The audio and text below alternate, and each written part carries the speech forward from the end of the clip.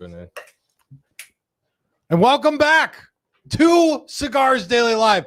We're doing this in hopes that we can solve the problem that we've been having with our streaming. I identified that I don't think it's us. I think it's our streaming service. So you guys are going to tell us in the comments, as I'm sure, and also drop your cigar comments and questions down below. The issue we had was some choppiness in the audio and in the video, even though our internet here seems to be just cooking, absolutely flying. So there we go. Drop it all down below, whether you're watching on YouTube, Rumble, Cigars Daily Plus, Facebook, I don't know, wherever you want to go. Billy's got some questions queued up, and as everybody jumps on, Billy, I just want to take some of those and make fun of people. Let's do that. Tim is having a Jeremy Sires moment. Jam 2020, thank you. I appreciate that. That makes me feel so good because Jeremy Sires he's so cool. He's not complimenting your lighting though. No, he's not complimenting my camera or my lighting, but there's a dude who I'm cool being put in the same category as, even in life's mistakes. All right, let's keep going. Billy, get him. Chris Krim says, is there any benefit to knocking off the ash, or could it change the flavor? I want to get your input on this, Tim. There is this idea that when it comes to ashing a cigar, that leaving a long ash on carries some benefit.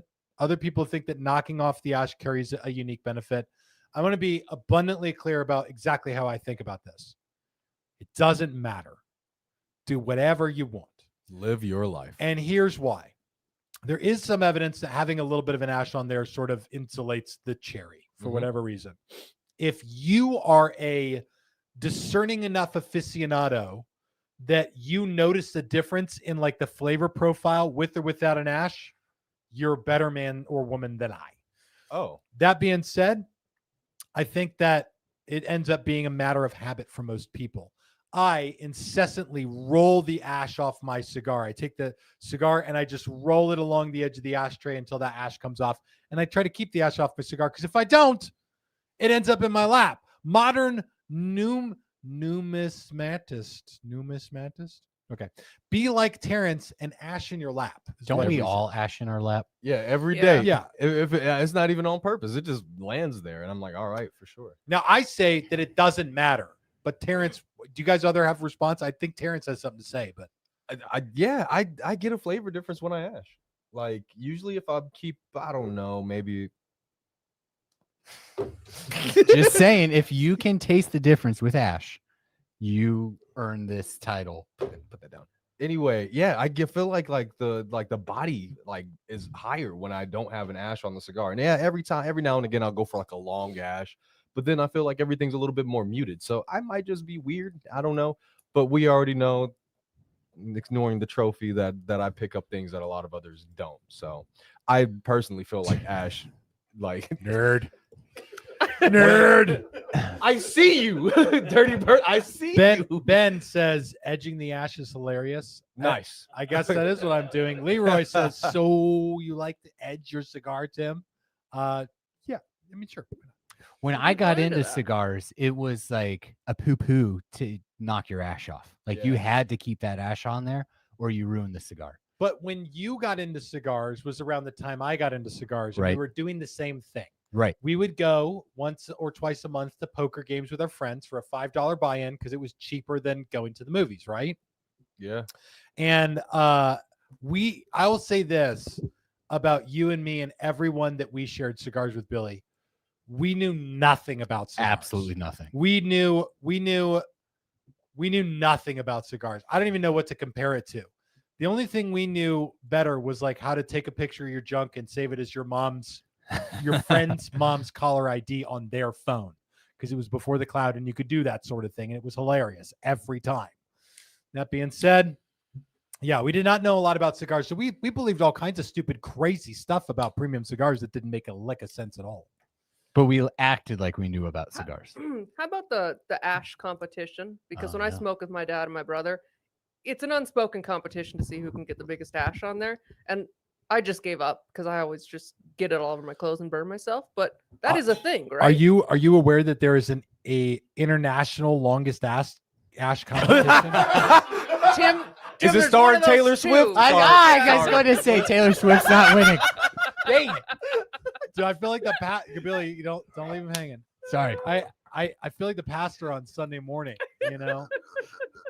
Listen. We're adults here. We're all adults here. Here's the deal. There is an international longest ash competition that people all over the world go to and compete in this.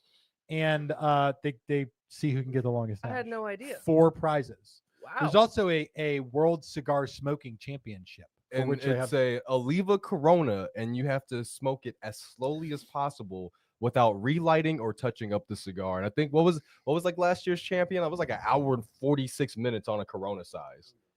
So there's people that practice all year to have the longest ash. Yes. and I got to say, both of those contests, I'm not knocking the people who go to them. Like, if you can go to that and be good at it, like if that's the spiritual gift God gave you, then go do it. Like, that's fine. Is there like Even a jacket? if you just want to challenge yourself to be like, I'm like the best longest ash person in the world. That's a weird flex. But truthfully, like, I find that whether it's growing the longest ash on a cigar or being like the slowest person to smoke a cigar, that completely wipes out all the fun from me. Like, for me, there's like, enjoying the cigar. No part of it is about trying to pamper the thing into being anything other than pleasing for my palate. We've done it on the show, and it's not a fun show. It's a stressful show. It's a stressful show because we're doing our jobs, and then also like it's a pain. All right. Keep dropping your cigar comments and questions down below. Billy is scrolling, and he is going to grab the best ones of them.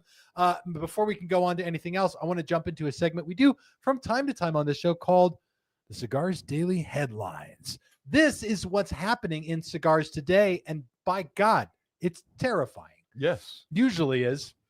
Listen, there's a lot happening in cigars.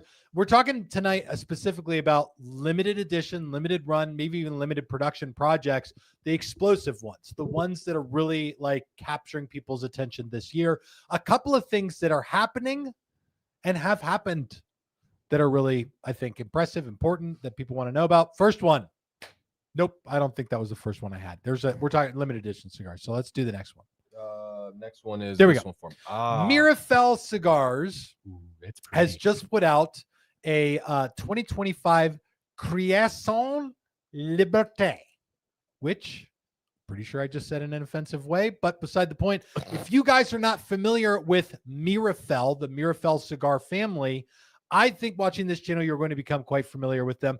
And for a couple of reasons. Number one, they call it uber luxury, which sounds like something a German would say. Yeah. Oh, it's uber luxury. Yeah. It's very nice.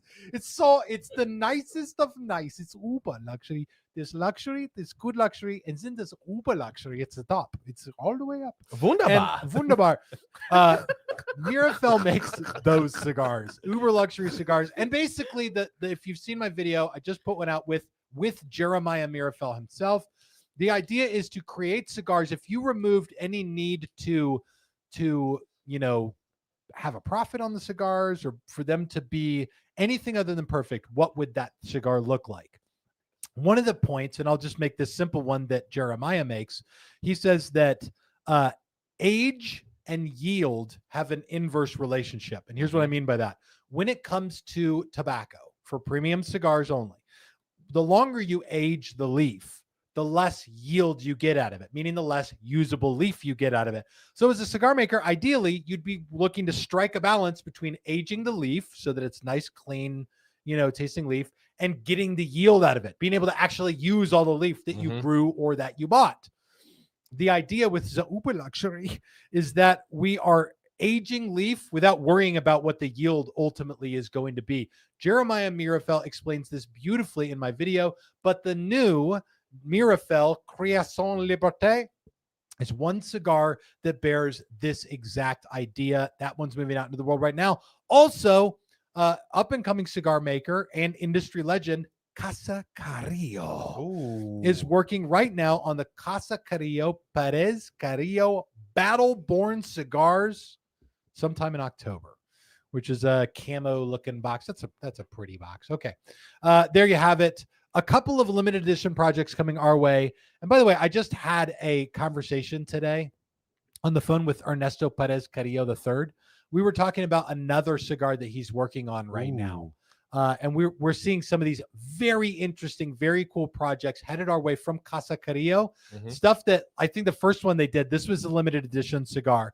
And I'll ask you guys to post down below right now, what in your mind are the best limited edition cigars, limited production, hard to find, hard to get, gotta hunt them down blends that are out there? Which ones excite you the most? Drop them down in the comments, whether you're watching on YouTube or Rumble or Facebook or wherever you're watching. We'd love to chat about them with you guys. And then we're going to come back to those, just so you know, Dan Elting. He's trying to hurt Terrence right now in the comments. A couple of other things going on in the cigar world in the headlines, though, I want to make sure that I make you all aware of. First thing, number one right here. You can ask about this in the comments, and I encourage you to do so. The appeals court, or an appeals court, strikes down Trump's tariffs. Rules in the tariff rates are currently in effect until at least October 14th. If you guys have followed on the channel, I've done a few pieces of content on the tariffs, what the tariffs look like, how they'll impact this industry. At this point, it looks like the appeals court has struck them down. That is what's happened, and they're going to be in effect till October 14th. And I just want to put this out there for you. Nobody knows what's going to happen.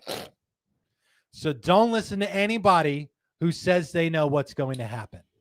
October 15th, we may still have tariffs, and we may not. But one thing's for sure. On September 22nd, pre-rapture, nobody has any clue. So for what it's worth. Yes. Yeah, that's all coming down the pipes. This has been a hell of a... And by the way, totally normal, topsy-turvy insanity for the cigar world to just be like, hey, your whole future depends on this one thing. Here's a piece of loosely written information on a napkin that you need to comply with like today.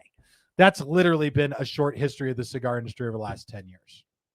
Did I miss anything on that, Terrence? No, Amber? not that I know. I talk about this stuff with you guys around here a lot. No, I was just thinking we'll worry about the rapture first. And then Yep. Let's take it step by step. Yeah. Rapture, tariffs, in that order. Yeah. I like that. I like that a lot. We may never even have to talk about the tariffs because of the rapture. It'll be an interesting day tomorrow. You know, wake up, kind of see who's here at work. And yep. Shit.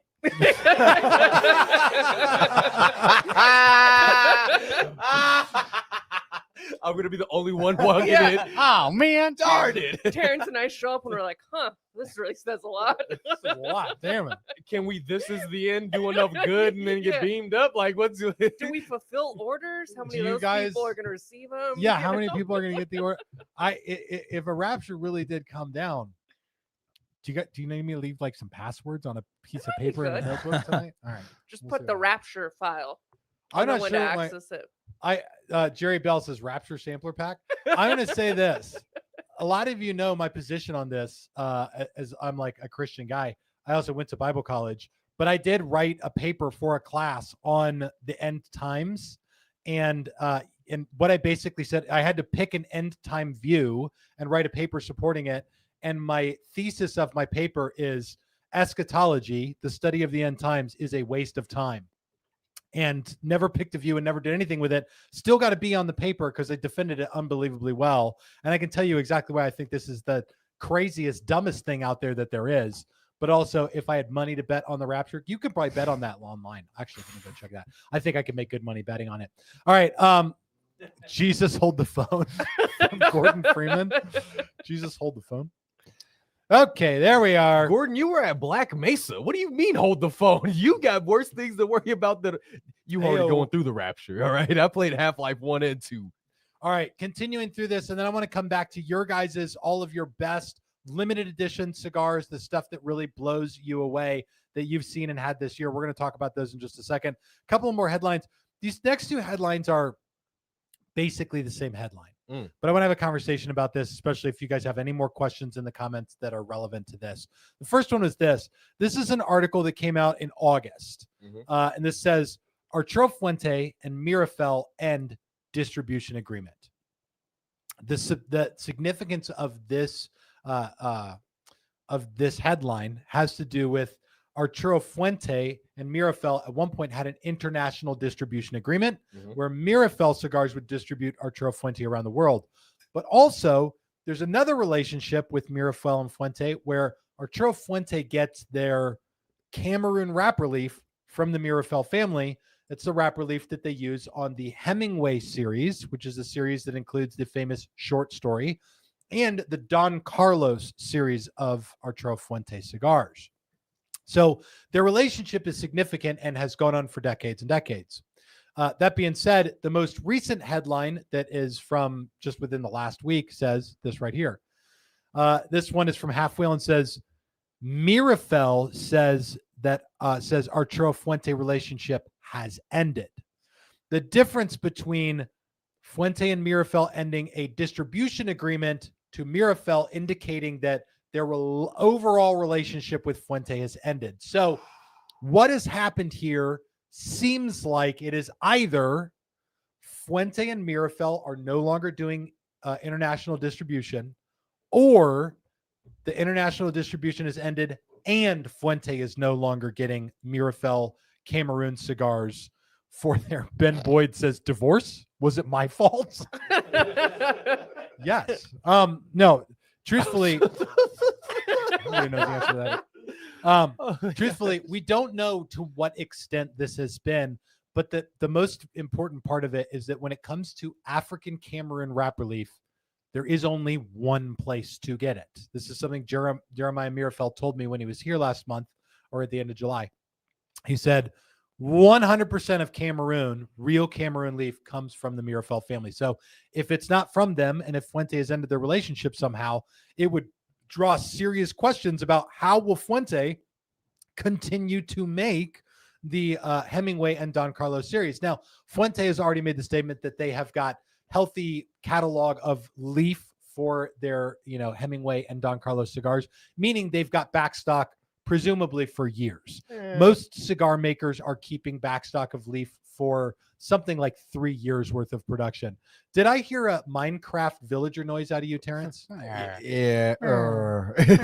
What's going on over there? All right, listen. As a consumer, do we all remember 2020, where the only thing Fuente would send out would be like curly heads? I mean, okay, the Fuente, yeah, I mean, there have been different periods of time with different very serious manufacturing backorder issues across the industry for a number of reasons. And but yes, my thing is, like, with this news coming out, everybody's rushing for Don Carlos. Everybody's rushing for their Hemingway masterpiece or work of art or all of their favorite Hemingway lines. And so there's going to be more people going out getting them. And then these brick and mortars / online guys are going to be filling in more things to ship over to them via email. And that's going to then cause for a higher demand. And they're going to probably... You think they're going to burn through through the stockpile? I don't know because people are panic buying Don Carlos like toilet paper from Costco. Yeah, like I genuinely they're like, well, it's cooking right now, so might as well. And then a year and a half rather than 3 or 4, it's depleted. So I don't necessarily know. And again, Fuente is all about the art. There's a lot of things that people love about Fuente. They've got more lines than I can name off the top of my head, but I don't know of how long that backstock's gonna last. Truthfully, I'm gonna make an assertion. Do you guys have anything to add to this, Billy? I feel like it's the Tusk breakup, the Trump-Musk breakup. Oh yeah, okay. They're going to come back together. They're going to be joined back together. Yeah. Okay, that's wow. They're having a little infighting right now. They'll be back together. Do we need to check the tweets? Yeah, I was about to say, do we go on Twitter right now? I'm gonna check their Twitter, the Meerapfel Twitter feed to see. I'm going to tell you guys about this, and Billy, grab any relevant comments that you see. If you've got a couple, we can talk about them, and I'll give you guys what my perspective is on this whole thing. Let's see. I'm going to take this one really quick. Felipe Barrientos says, soil makes a difference. Same seed, different soil equals different leaf. Fuente will no longer have real Cameroon. This was one of the statements that Jeremiah made to me when we worked together. I talked to him about this idea of Cameroon and that you see Honduran Cameroon listed in blends now. You're starting to see this. Yep. He said, there's no such thing. There is no such thing as a Honduran Cameroon or Dominican Cameroon or anything. He said, it's just Sumatra. Yep. All Cameroon wrapper leaf is an Indonesian Sumatra seed grown in Cameroon, Africa. Mhm. So it's the only place to get the Cameroon. Now, that being said, he's the only guy that's got it. Like, I mean, and his family has cultivated it for like hundreds of years. Yeah. Now, I'll say this. Are there any other comments before I get into my tirade here, Billy? Yeah, we got a lot. Go for it. Throat punch. Afghanistan had the best tasting weed. Billy, what the hell did you Can we keep going? wonder why they don't do cigars?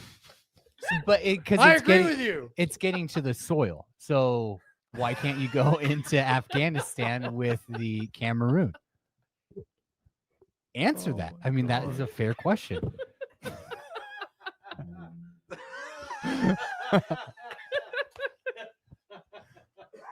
I am on the same page with throat punch. Can we not just go to another? No, we cannot go to anything until we sort through this. Terrence, go to the camera. I need my face to turn its normal color again. So Billy, all I'm going to say is this.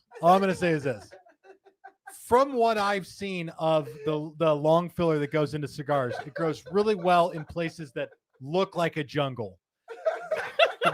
I don't know if you've seen pictures of Afghanistan, but it ain't a jungle. It's not a jungle, Okay.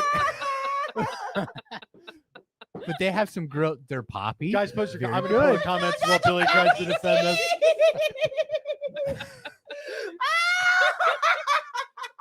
Brian says we don't negotiate with terrorists. Jay Billy- says, Billy, you're going to make them mad. Billy's looking for investors in his Afghan Cameroon business. Yeah. Yeah, I want to read one. Jay Abdul says, wow. Wow. Okay. Billy, I appreciate and respect your inquisitive nature. I've never had the weed from Afghanistan. I cannot speak to it, but I can say AZ Born says, Billy, stick to chickens. Yeah. All right, listen. We literally had like an important thing to talk about this, but this is taking us tobacco with bullet holes from Yakov. Thank you. Okay, are we good? Terrence needs a minute. All right, I'm gonna launch into Fuente and Meerapfel. Here's my overall take on Arturo Fuente and Meerapfel. Let's just say, for the sake of a hypothetical argument here, let's say that it is the worst of occasions, that there's been a breakup here, that both companies have gone completely their own way, and that there is no reconciliation coming down the pipes. The brands in question is Hemingway and Don Carlos. What does Fuente do about that? What I know, and I don't know a ton, but what I do know is this. First of all, the Fuentes and the Meerapfels are both absolutely timeless families in the cigar world and don't do things the way that a lot of these like off-the-cuff boutique cigar brands do them. Like some of these boutique cigar brands will like crap out a cigar in 3 months because they can. And they'll call it whatever the hell they want.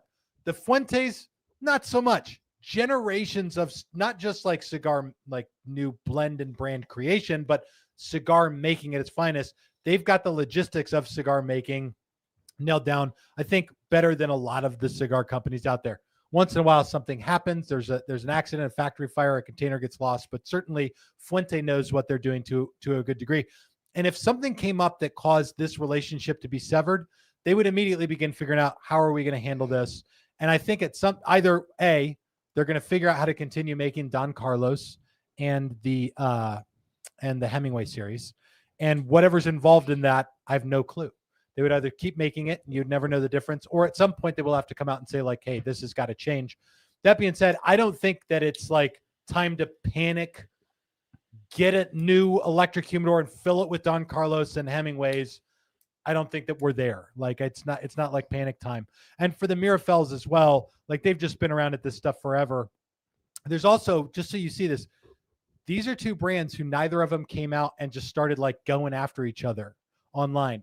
This is very much like legacy, heritage, traditional cigar industry stuff. Even when we disagree or agree to disagree, you don't air it out for everyone else to hear. That's very like true. These are both respectful.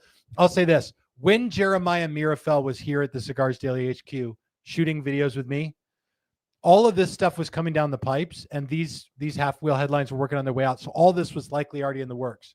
The dude had nothing but good things to say about the Fuente family. In fact, I shouldn't even say nothing but good things to say. Nothing but great things to say about the Fuente family.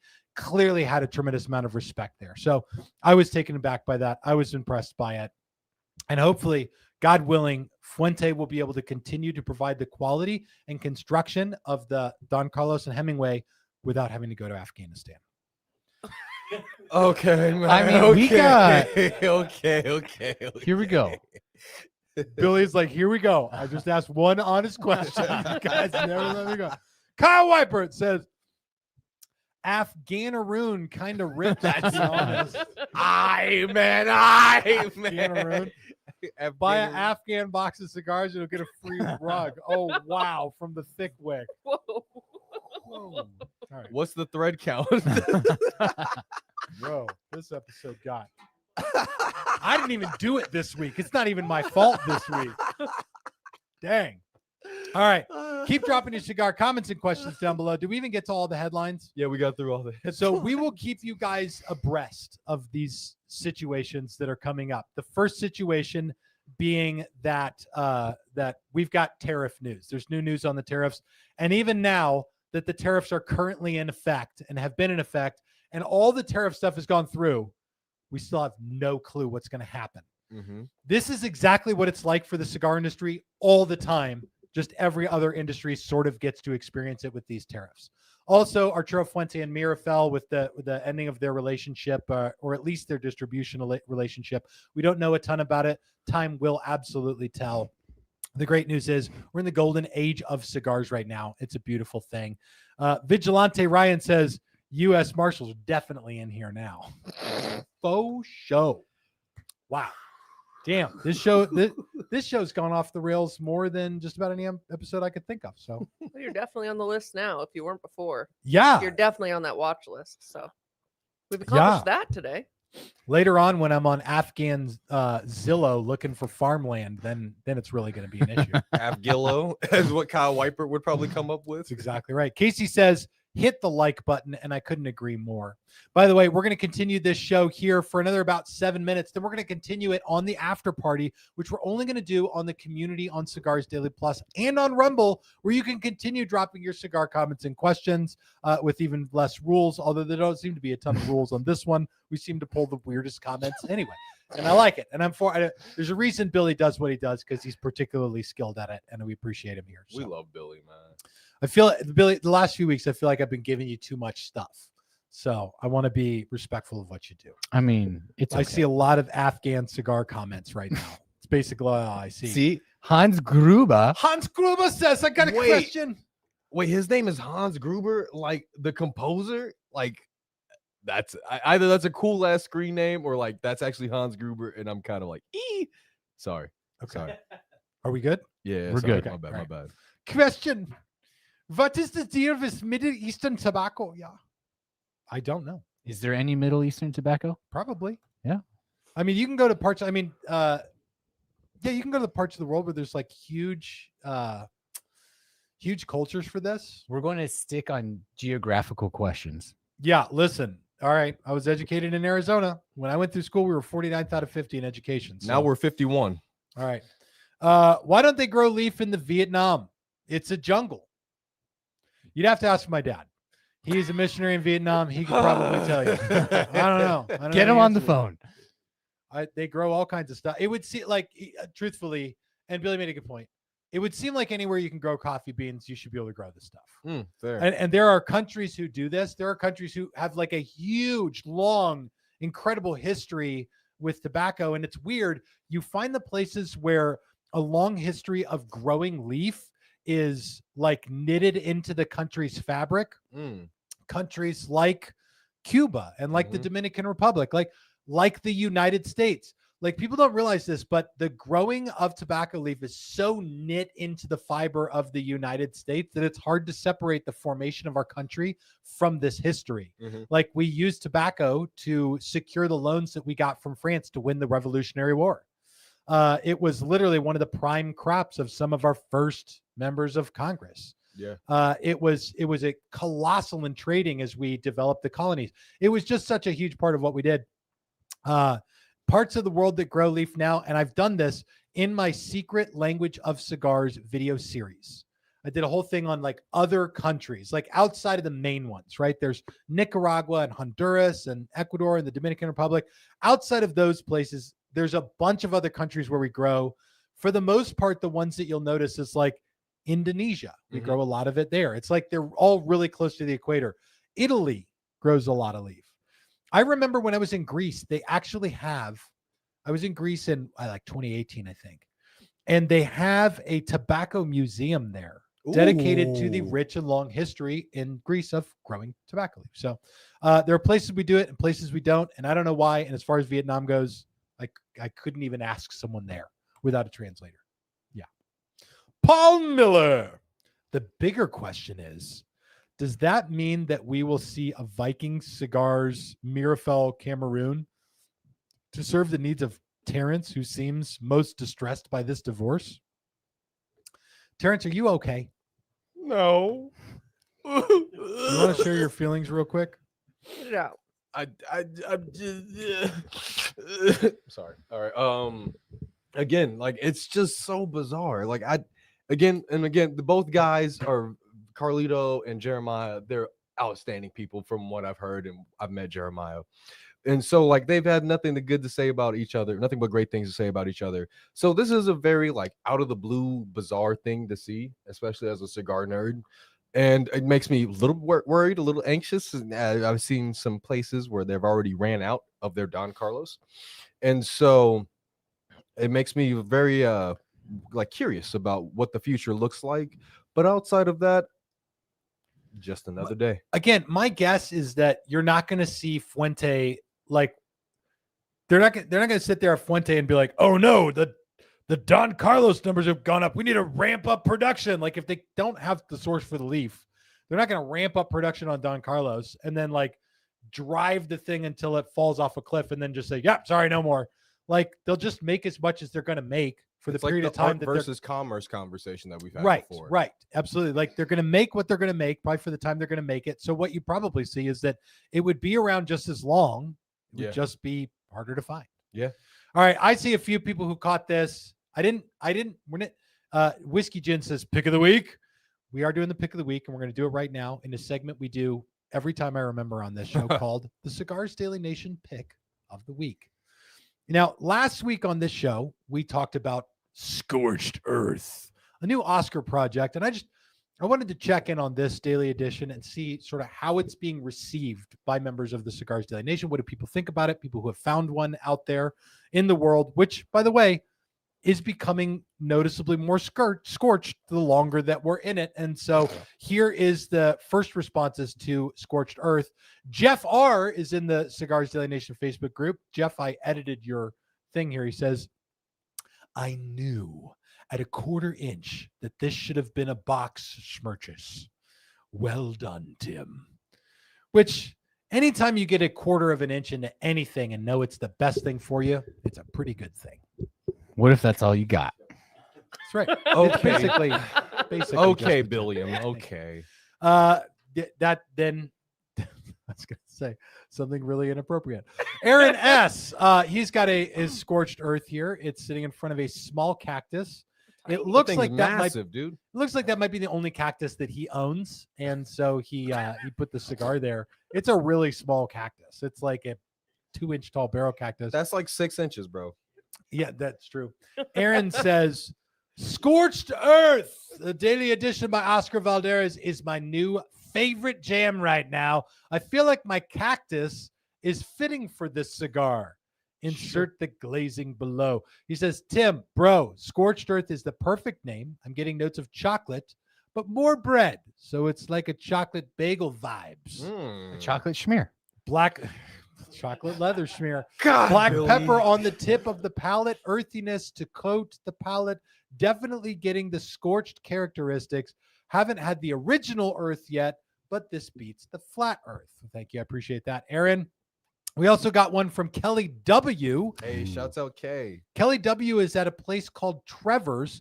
Trevor's is they've got a restaurant here in Phoenix where, by the way, Dave Portnoy went there and gave their brick oven pizza like a 9 out of 10. Yeah. So if you're a pizza aficionado, Trevor's is the damn place to be. He is at Trevor's with a scorched earth. He says, pairing the scorched earth with a horchata is absolutely divine.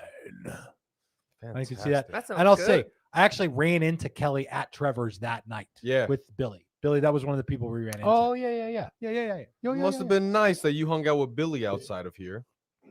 It was. It was. Actually, I think Yeah. Billy would agree with me. Yeah. Was that nice? It was very nice. It was very nice. We Yeah, met- you just send me off to places. Like you guys get to experience everything together. I just get sent places for them. Maybe Hold I on. was there Hold with the Kelly. damn phone. Hold the damn phone. Tour de Liga comes to town, and I'm like, Terrence, you're going to go to Tour de Liga, and now it's like, oh, you just send me off to Tour de Liga? I want to. Sorry, Billy. I want to go with you, man. I want to spend time with you. I want to be with you. You are like the guy. You are like my throat goat that I have strived to be. And I can't be nobody. You just send me out via proxy. You're with Cigars Daily. I want to be with you.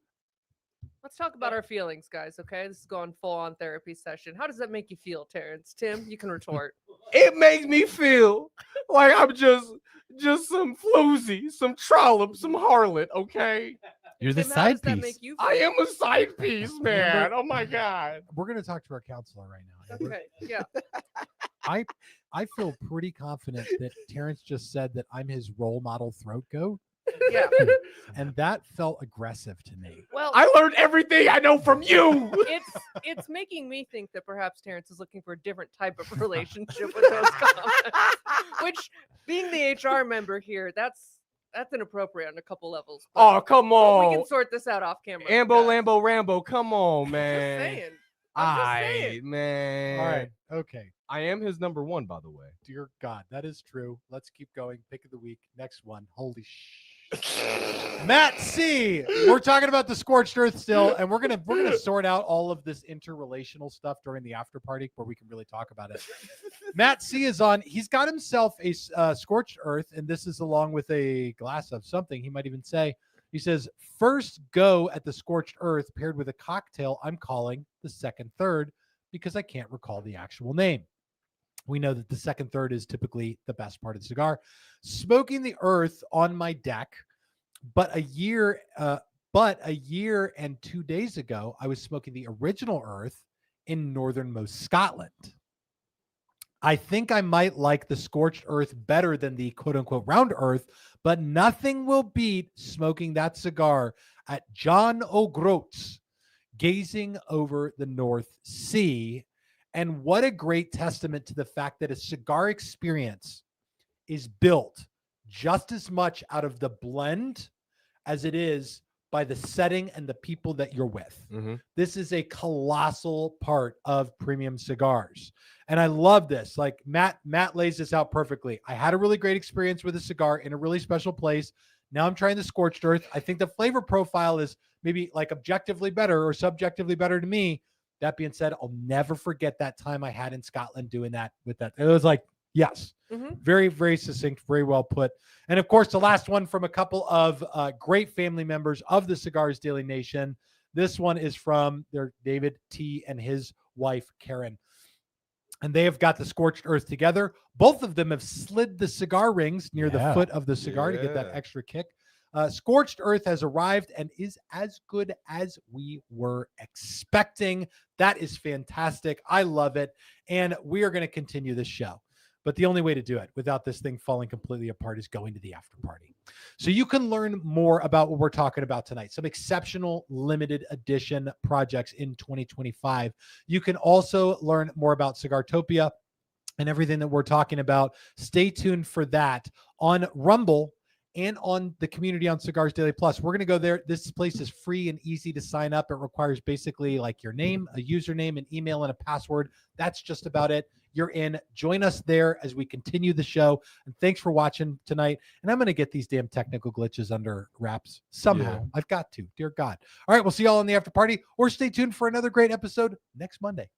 and live your lives.